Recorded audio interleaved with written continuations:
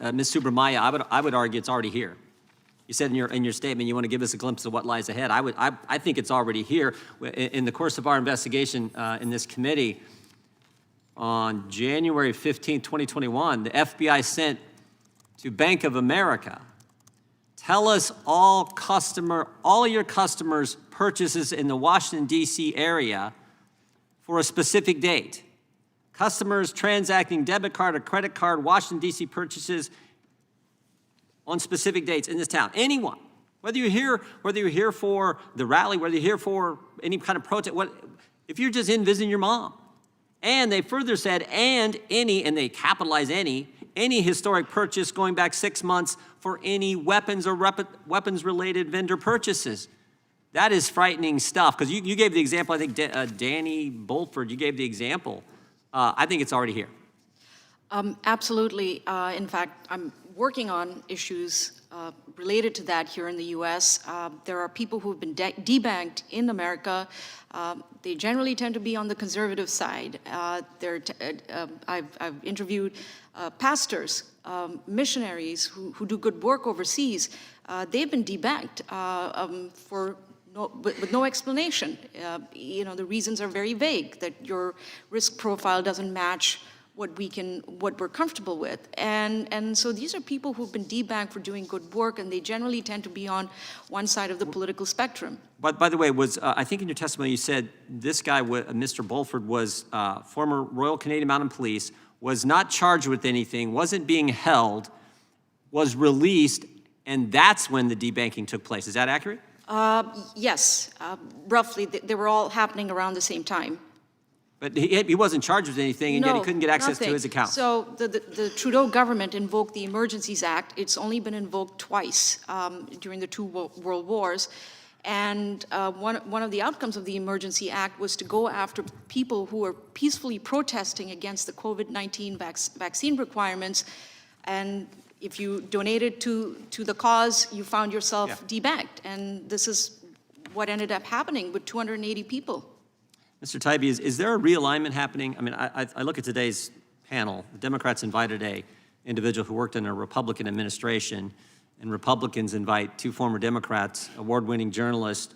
One was the hero of the environment as recognized by Time magazine.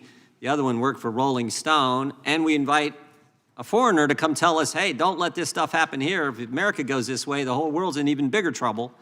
I mean, it seems to me there's a realignment happening, and I think I've invited more Democrat witnesses to testify in front of this committee than the Democrats have, because the focus is on the First Amendment. And I don't care whether you're Republican, Democrat, independent, conservative, progressive. What I care about is the ability to speak, and to speak in a political fashion and not have the government come after you for doing so. So I think there is a total realignment happening in the culture and in politics, and frankly, I think that's a darn good thing. Not what they're doing, but the realignment. Well, yeah, I definitely agree with you that there's a realignment going on. Until very recently, I think free speech and free speech culture was uncontroversially embraced really by both parties.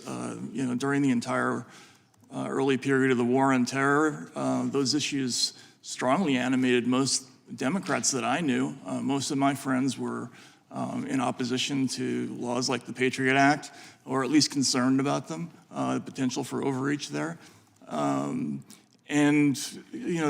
Most people understood, for instance, the work of the ACLU in defending cases like the Skokie March. And to the point about hate speech that was brought up before, I think it's important to point out that the reason that they defended those marchers is not because they liked hate speech or they liked Nazis. Right.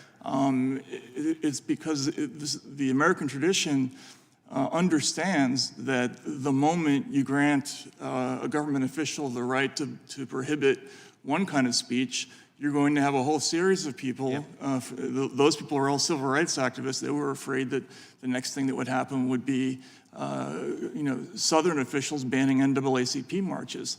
That used to be sort of universally understood in America, and for some reason that in the last decade or so, there's been a complete change in how we look at those issues. Yeah, I just want to do one last thing in the remaining few seconds I got. Let's put this on the screen, because I think this is interesting, too. It tells you how upside down things have become. We have testifying in front of us today, Ms. Subramanya, who is from Canada, telling us, look, get ready, because we've seen what's happened in our country, and we don't want it happening here.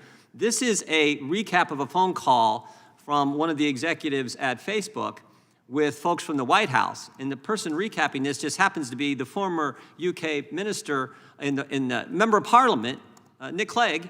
And he says this: I countered that removing the content like the White House wanted them to do would represent a significant incursion in traditional boundaries of free expression in the United States.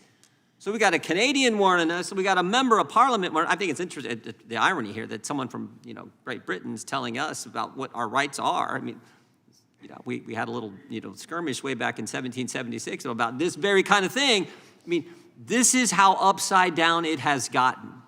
I don't know Ms. Subramania's politics, but 2 former Democrats, 3 journalists, and they've invited a Republican. It just tells you what is going on. But I think, again, underscoring how important this is. And it's not crazy, it's not bogus, it's not unfounded, as the Democrats have said. And the Fifth Circuit has certainly said it's not those 3 things. I'm over time, but I'll now yield to Mr. Allred. The gentleman from Texas is recognized for 5 minutes. Thank you, Mr. Chairman. I yield my time to the ranking member, Ms. Plaskett. Thank you to my colleague for yielding the time.